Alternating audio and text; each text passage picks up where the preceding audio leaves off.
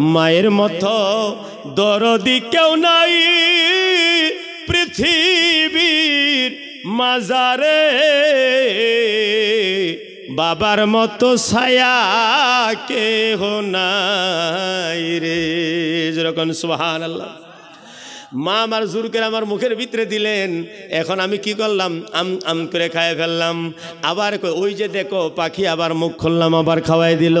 তার মানে মা ওনারে কয় খাবা না কেন, খাওয়াই লাগবো, কারণ আমি মা।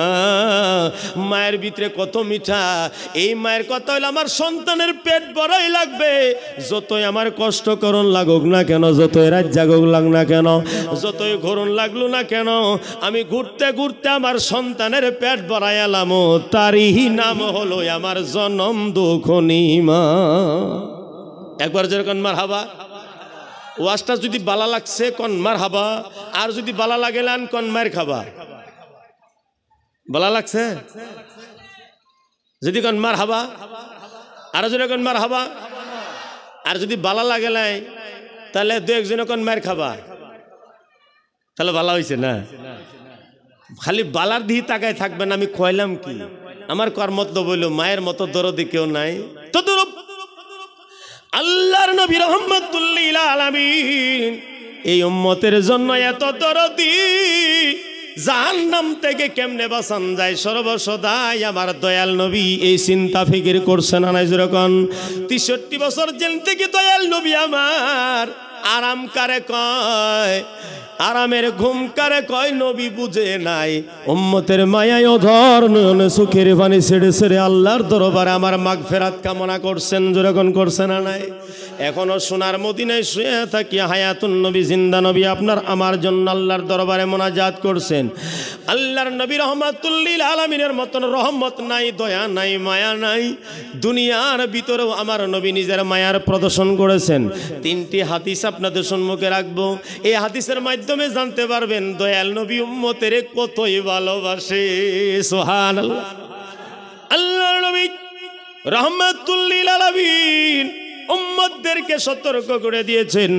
নাহান নবী সাল্লাল্লাহু আলাইহি ওয়াসাল্লাম আইয়ানামার রাজুলু আলাস সাতে লাইসা বিমাহাজুরিন। নবী বলছেন এমন ছাদের উপরে ঘুমায়ও না যে ছাদের চারদিকে কোনো বাউন্ডারি নাই। কারণ হয়তোবা তুমি স্বপ্নে কোনো স্বপ্নে দেখতে পারো, স্বপ্নের মাধ্যমে দৌড় দিতে পারো, আর দৌড় দিয়া ওয়াল না থাকার জন্য পড়ে মরে যেতে পারো। নবী বলেন এই দুঃখ আর দরদ আমার কলিজার ভিতরে লাগবে। এই জন্য নবী সতর্ক করলেন, জাহান্নাম থেকে বাঁচানোর ওয়াজ আমি নবী করছি, কিন্তু দুনিয়াতে আমার উম্মত কিভাবে সুরক্ষিত থাকবে এই চিন্তা দয়া রাসূলে করে গেছে না নাই। যেরকম করে গেছে না নাই। স্বপ্নের মাধ্যমে মানুষে ভয়ানক স্বপ্ন কোনো সময় দেখে না নাই। যেরকম দেখে না নাই। আমি গেছিলাম ইউপি সফরের ভিতরে যাইয়া একটা ছাদের উপরে ঘুমাইলাম, কারণ তোলে রুমের ভিতরে জায়গা আসিল না। আমার দুই পাশে 2জন ব্যক্তি ঘুমাই আছেন। হঠাৎ করে একজনে ঘুষি নিয়ে উঠছে। তার মানে সামনে কারে ঘুষি মারবার ধরছি না। আমিও তো চমকে উঠছি, বেড়া ঘুষি কারে বারবার চাই, উঠতে দিয়ে বেড়ার খুব হুলস্থ। তার মানে সামনে কার লোক কাজিয়া কইরা বেটা গফস হয়ে উঠছে, পাইতে আমারে মারে। আমি তখন তারা মাফ করে দিলাম। এ কথা কইয়া স্বপ্নের ভিতরে মাতুয়াল হয়ে গেছে গা। স্বপ্ন বোধে কারোর সাথে তর্ক করতে করতে জাপ দিয়ে উঠছে, এটা আমারে মারবার নিয়েও তো ওঠে না। যেরকম ঠিক না। তো স্বপ্নের ভিতরে মানুষের বেজাল লাগে না নাই। আমার নবী বলেন আমার উম্মত বাউন্ডারি ছাড়া সাথে ঘুমায়ও না, কারণ স্বপ্নের মাধ্যমে যদি ওইটা দৌড় দাও পরে যদি হাড্ডি গুড্ডি ভাঙ্গে যায়, আমি নবী মুহাম্মদ রাসূলুল্লাহ কলিজার ভিতরে ধাক্কা লাগবে। যেরকম সুবহানাল্লাহ। 2 নম্বর হাদিস আমার দয়াল নবী বলেন লাউলা শুক্কা আলা উম্মতি লা আমারতুহুম বিসওয়াক ইনদা কুল্লি সালাত। আমার দয়াল নবী বলেন উম্মতের জন্য যদি জটিল না হইতো তাহলে আমি প্রত্যেক নামাজের আগে আগে মিসওয়াক করাটাকে ফরজ করে দিতাম। কিন্তু ফরজ এই জন্যই করলাম না, আমার উম্মত কোনোদিন মিসওয়াক বাড়িতে মনোহাইরে রাখে আইব, আর এই মিসওয়াক মনোহাইরে রাখে আসার কারণে আমার উম্মত ব্যস্ত হয়ে যাইব। কারণ মিসওয়াক করা যদি ফরজ হয়ে থাকে, আবার দৌড় দিয়ে বাড়ির যাও মিসওয়াক নিয়াও, আমার উম্মতে কষ্ট পাইব। এই জন্য আমি মিসওয়াকের ফরজ করলাম না, কেবলমাত্র সুন্নত বানায়া রাখলাম, যাতে ফরজের টেনশনই আমার উম্মত হাফাতুরা খাইয়া কোনো জায়গায় পইরা হাড্ডি গুড্ডি ভেঙ্গে না যায়। যেরকম আল্লাহু আকবার। 3 নম্বর কথা হইল, মহান রব্বুল আলামিন উম্মতের উপরে যখন নামাজ রোজা ফরজ করলেন, কুতিবা আলাইকুমুস সিয়াম কামা কুতিবা আলাল্লাযিনা মিন ক্বাবলিকুম লাআল্লাকুম তাত্তাকুন, তোমার উপরে রোজা ফরজ করা হইল। আল্লাহর নবী বলেন, আল্লাহ আমার উম্মত বড় কমজোর, কেমনে রোজা রাখবে এত লম্বা রোজা? ইয়া আল্লাহ, তুমি যেহেতুকে হুকুম দিয়া লাইছো রোজা তো রাখা লাগবেই, জোরে কোন আল্লাহর হুকুম মালা লাগবে না নাই? আমার দয়াল নবী বললেন, আল্লাহ তুমি তো কুরআনুল কারীমের ভিতরে আমাকে একটা টাইটেল দিয়েছো, আমার সাল্লাল্লাহু আলাইহি রাহমাতাল লিল আলামিন। ও আল্লাহ, তোমার হুকুম তো হুকুমই থাকবে, তোমার হুকুমের ভিতরে একটু আমার রহমত ঢুকানোর চান্স আছে।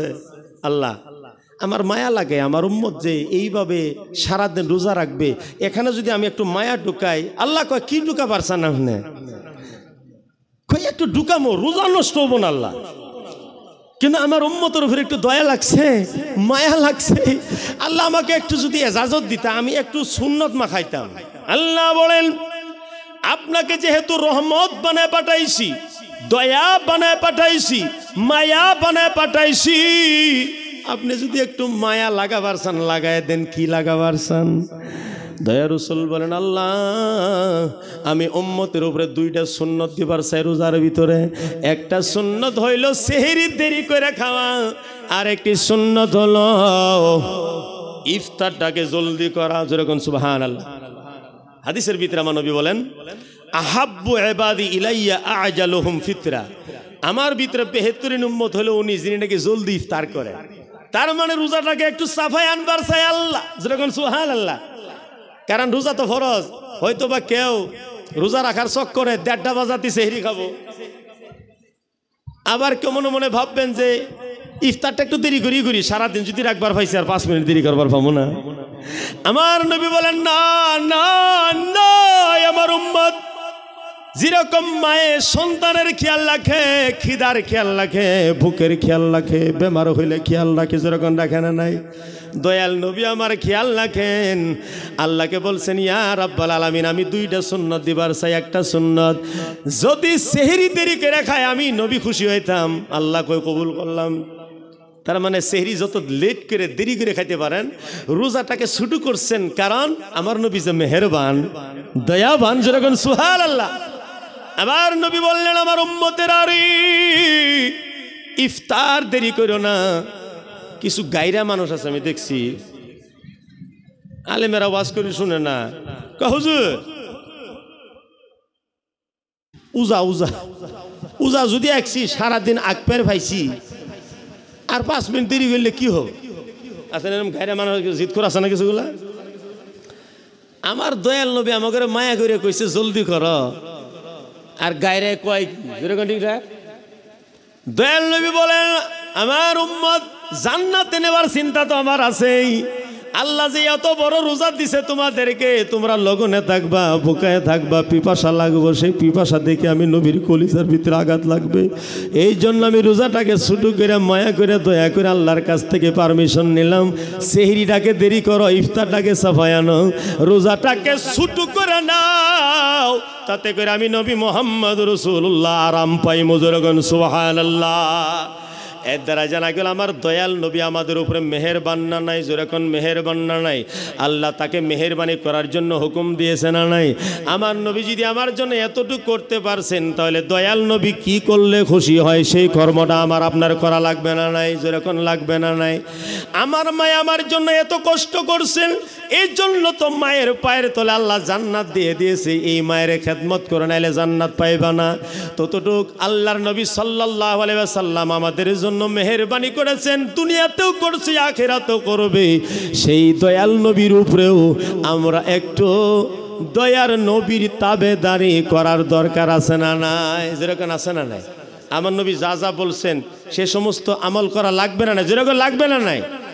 আমার নবী যদি এত মেহেরবান আমার উপরে, আপনি কতটুক মেহেরবান? কতটুক মেহেরবান এটা তো দেখা যায়। নামে মুসলমান, কাম সারাটা বোম্বাইয়ের। যেরকম ঠিক না? বোম্বাইয়ের দিলীপ কুমার নাকি কুমার একটা চুল কাটতে নিয়ে বইছে ফেউসকুল্লার না আলা, যেরকম ঠিক না গো? এদিকে একটু নাই, এখান থেকে সিধা খাড়া করে উপরে নিচে মাকের ক্ষেত বানাইছে। এখন আমাদের এলাকার যুবকেরা রাত করে টাকা জোগাড় করে লাইছে, কারণ যে স্ট্যান্ডার্ডটা বাড়াইছে। আমার কাছে তো ভালো কেন হালাই দেখা যায়, আপনাদের কাছে বা কিরম দেখা যায়? সুন্নত পালন করে আমার দয়া রাসূলের, আমার নবী রাহমাতুল লিল আলামিনের সুন্নতকে বলি দিয়া ওই বোম্বাইয়ের তরিকাকে আপনি জিন্দা করতেছেন। আর মনের ভিতরে খুব সাহস, আল্লাহ রাব্বুল আলামিন আমারে মাফ করবেই, দয়া রাসূল আমাকে শাফাআত করবেই, আমার নবী রাহমাতুল লিল আলামিন নিশ্চয় আমাকে শাফাআত করবে। কিন্তু আমার দয়াল নবী এইটাও বলেছে, আমার উম্মতেরা ঘুমায় থাইকো না, যাতে আমি শর্মিন্দা না হই, আমি যাতে শর্মিন্দা না হই। যেরকম সুবহানাল্লাহ। ধরেন এক দারোগার ভাই ধরা পড়ছে, ধরছে আবার পুলিশেই। এখন ভাই ফোন মারছে দারোগার, দারোগা সাহেব, ও ভাই আমি যে ধরা পড়ছি, পরকা ধরা। আমি দারোগা হয়েছে বলি, আমি কইলে তো ছাড় বই, কিন্তু মান সম্মানটা কতটুকু যাবো? যেরকম যাবো না নাই? ও হো, সুর এটা দারোগারে ছুড়ু ভাই না, যেরকম ঠিক না? এখন বড় ভাইও জিদ করে বসে, না মান সম্মান ডিলেট করবার আমি যাবো না। হ্যাঁ আমি ফোন বললে কাম হবো, কিন্তু মান সম্মান নষ্ট করতে পারবো না আমি, কেন আমি একটা দারোগা। আর আমারই ছুড়ু ভাই তুই এত বড় কাম করে বইস, যেরকম ঠিক না? এখন আমাকে উম্মতের দশা এটি হয়েছে, বড় বড় মুজরিম বড় বড় গুনাহ করে এনে বইয়েছেন, আর দয়া রাসূলের দিকে তাকা হয়েছে। আমার দয়া রাসূল তো শাফাআত করবেই, আমার নবীর মজবুর করবেন না। এক সাহাবী আছেন হযরতে রাবিয়া আসলামী, যিনি আমার দয়াল নবীর তাহাজ্জুদের ওযুর পানি যোগায় দিতেন। যোগায় দিতে দিতে আমার দয়াল নবী খুশি হয়ে গেলেন। খুশি একদিন বললেন, রাবিয়া রে, আমি আজকে বড় খুশি হয়েছি, আমার কাছে যদি কিছু সাবার আছে চাইয়া নাও। রাবিয়া চিন্তা করে দেখলো, আমি কি চাই? জমিন চামুন না জামান চামো, আসমান চামো না জমিন চামো, টাকা চামো না পয়সা চামো, ঘর চামো না বিল্ডিং চামো। চিন্তা করে দেখলেন আমি একটাও চামো না, কারণ এই সমস্ত কিছুদিন থাকবে, তারপরেই তো থাকবে না। এমন একটা জিনিস চাওয়া যাক যে জিনিসটা নাকি আবাদুল আবাদ পর্যন্ত, অসীম কাল পর্যন্ত থাকবে। চিন্তা করে বের করলেন, আর দয়া রাসূলকে বললেন, আসআলুকা মুরাফাকাতাকা ফিল জান্নাহ। নবী গো, মায়ার নবীজি, আপনার সাথে আমি জান্নাতে থাকতে চাই। যেরকম সুবহানাল্লাহ। দেখছেন কি দোয়া করছে? ইয়া রাসূলুল্লাহ, আপনি যেহেতু বলছেন আজকে দোয়া কবুল হবেই, আমি বিশ্বাস এটাই পাইছি, আপনার সাথে জান্নাতে থাকবার চাই। আমার নবী বললেন কবুল হয়ে গেছে, কিন্তু রাবিয়া আইনলি বিকাসরাতি সুজুদ, এই বললে আজ থেকে তুমি নেপতুষক নাকে মুখে দিয়ে ঘুমায় যাও না। আইনলি বিকাসরাতি সুজুদ, বেশি বেশি সেজদা আজ থেকে করো, যাতে এই দোয়াটাকে কাল কিয়ামতের দিন সম্মান সহকারে আল্লাহর দরবারে হাজির করায়া তোমারে আমি আমার সাথে জান্নাতে রাখাটা সহজ হয়ে যায়। যেরকম সুবহানাল্লাহ। আর আজকাল আমাদের আমি সুন্নি মানুষ, সুন্নি জামাতের ভিতরে একটা গলত দেম বাড়াইছে, পীরের হাতে বায়াত পড়ার সাথে সাথেই যেমন করে রিলিজ পেয়ে লাইল, আজ থেকে নামার রোজা কিছুই নাই। আবার এটাও গলত যে পীর মুরিদি নাই, এটাও কর পাবেন না। হক্কানি একজন পীরের হাতে হাত দিয়ে এগ্রিমেন্ট করা যায়, আজ থেকে আর বদমাইশি করবো না, এই জন্যই বায়াত পড়া হয়। যেরকম সুবহানাল্লাহ।